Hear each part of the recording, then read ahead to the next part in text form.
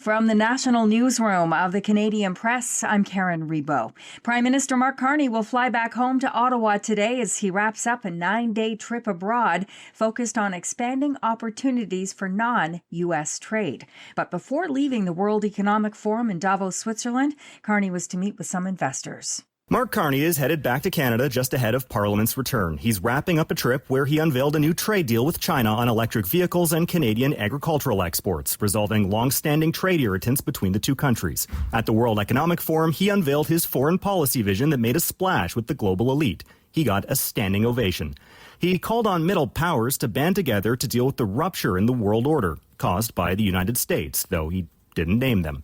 Coming up next on his list of countries to try to expand trade with is India, with a trip there expected in the coming weeks. Kyle Duggan, the Canadian Press, Davos, Switzerland. U.S. President Donald Trump will deliver a speech today at the World Economic Forum. His appearance comes a day after the elite event produced contentious statements arising from Trump's overtures to take over Greenland. Here's ABC's Rachel Scott. Our European allies are really not getting on board with his plan to try to seize Greenland, but they are really standing firm on this. You have the Canadian Prime Minister, Mark Carney. He spoke of a rupture of world order. It's not just world leaders who are talking about this. We know our allies have sent troops on the ground there in Greenland. Trump's arrival in Switzerland was delayed due to mechanical trouble aboard the presidential plane last night. A minor electrical problem aboard Air Force One led the crew to turn the plane back to the Washington area 30 minutes into the flight, so Trump, his entourage, and the press pool could board another plane and continue on to Davos.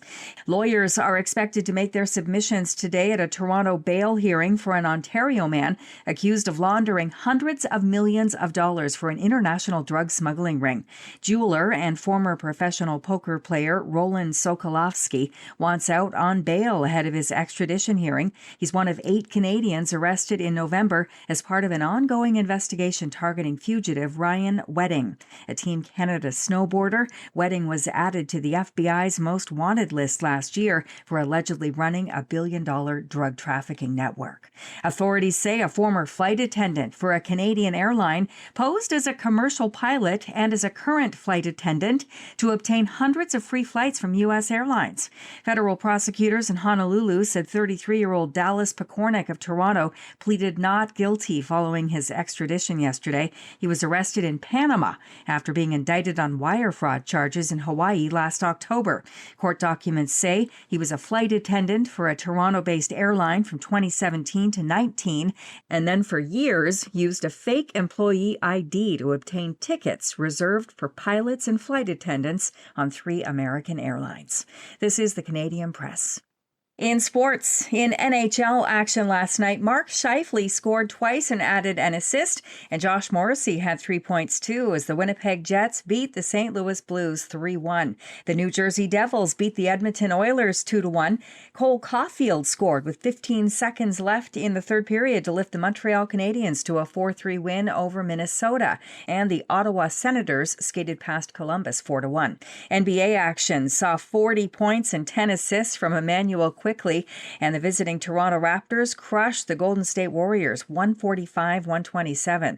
And in tennis at the Australian Open, Canada's Victoria Mboko has advanced to round 3.